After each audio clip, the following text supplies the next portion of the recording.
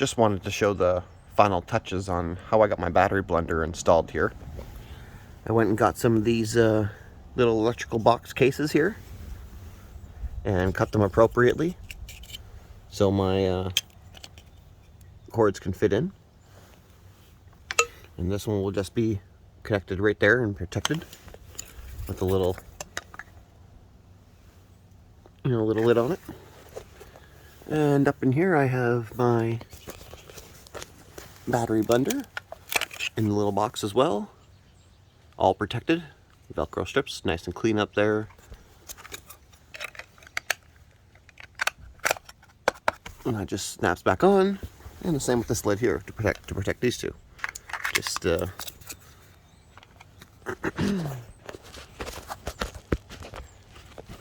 sure if I can do it while holding it. Let's see if I can put my phone up there. Take our spare battery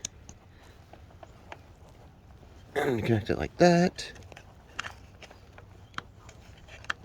Pop it in there. Protective casing goes on it like that. This little bit of extra wire just kind of sits right there, and that's it. All clean and looking nice and protective.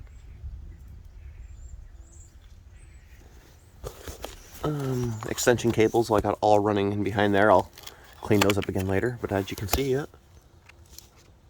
battery blender with all the cables plugged in. These little boxes only $9.99 on Amazon for 5 of them. I only used 2.